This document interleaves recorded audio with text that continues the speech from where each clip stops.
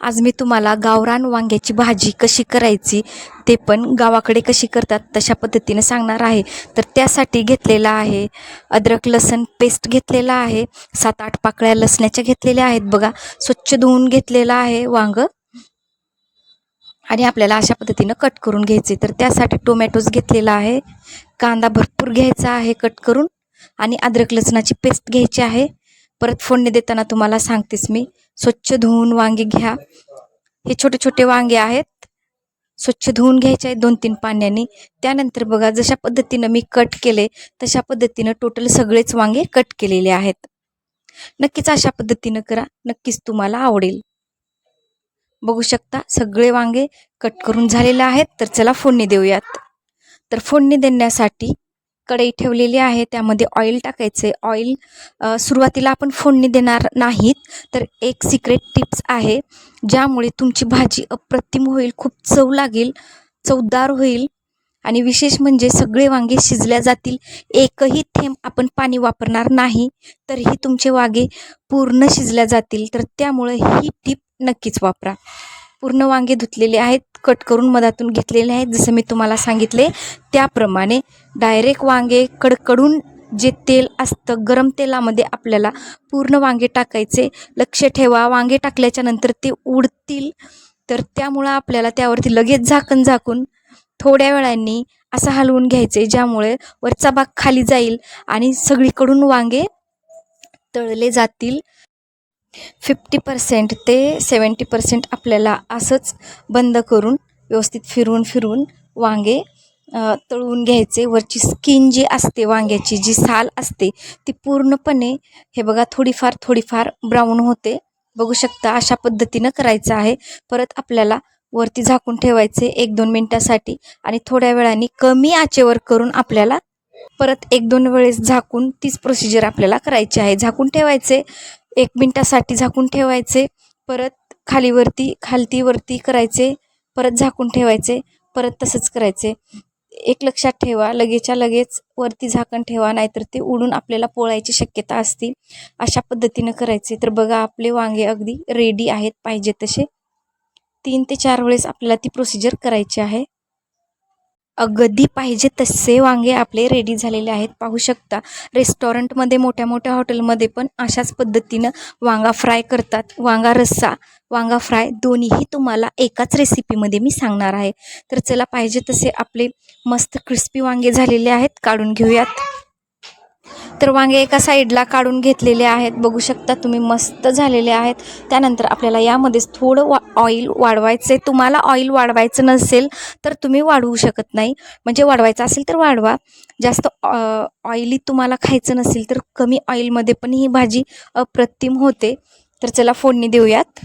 सर्वप्रथम थोडेसे जिरे टाकायचे, त्यानंतर थोडीशी मोहरी टाकून घ्या, दोन्ही पण छान तडतडू द्या।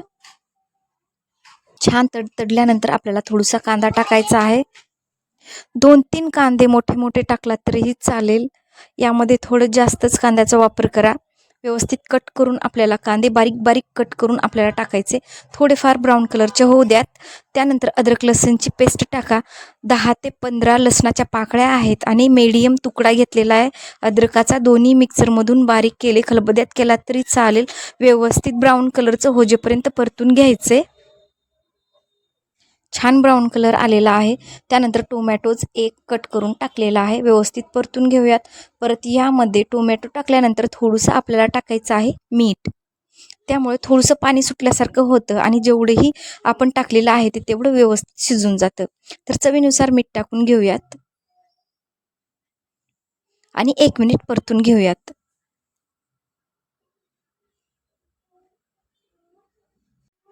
टोमॅटो पण छान शिजलेले आहेत, छान ब्राऊन कलर आलेला आहे। यामध्ये टोटल मसाले टाकून घ्यायचे।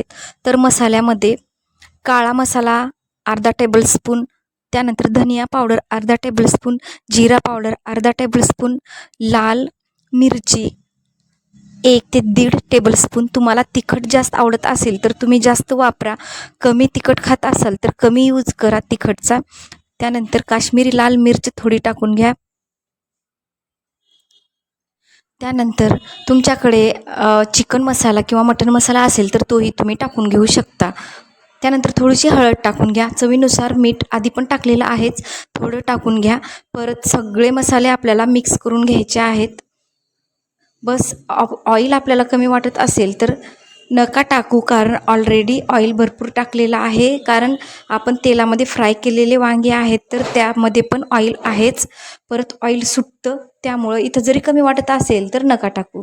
परत आपल्याला सगळे मसाले वांग्याला मिसळून घ्यायचे आहेत, वांग्याला लागले पाहिजेत, त्यामुळं मिक्स करा आणि थोडा वेळ झाकून ठेवा. बघा अगदी मस्त तेल सुटलेलं आहे, फिरवून घेतले फक्त, त्यानंतर झाकून ठेवलं आहे आपण 2 मिनटासाठी. तोपर्यंत आपण शेंगदाणे भाजून घेऊ, मिक्सरमध्ये बारीक करून घेऊयात. अगदी 2 मिनटासाठी फक्त आपल्याला वाफवून घ्यायचे होते वांगे. तोपर्यंत आपण शेंगदाणे भाजून घेतलेले आहेत, वाफून पण झालेले आहेत. बघू शकता मस्त ऑइल सुटलेलं आहे, खालच्या साईडनी तडतड होत आहे, बघू शकता तुम्ही.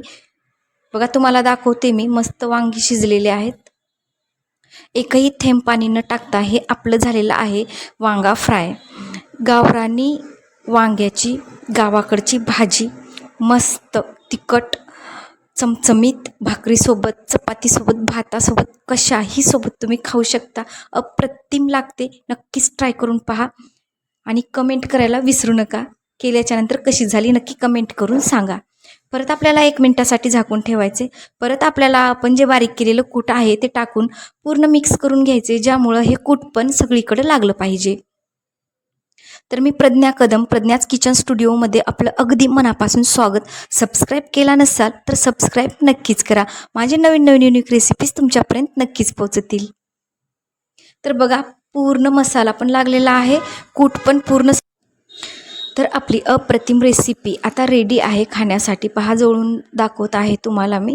तर नक्कीच लाईक करा, शेअर करा, कमेंट करा, सबस्क्राईब करायला विसरू नका. बेल आयकॉन प्रेस नक्की करा.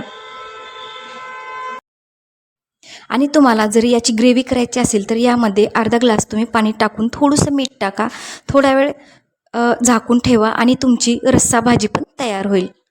तर मस्त ट्राय करा नक्कीच आणि मस्त खा, मस्त राहा, मजेत राहा, एन्जॉय करा आणि माझ्या अशाच नवीन नवीन रेसिपीज पाहत राहा. भेटूयात अशाच एका युनिक रेसिपीसोबत पुढच्या व्हिडिओमध्ये. तोपर्यंत थँक्यू.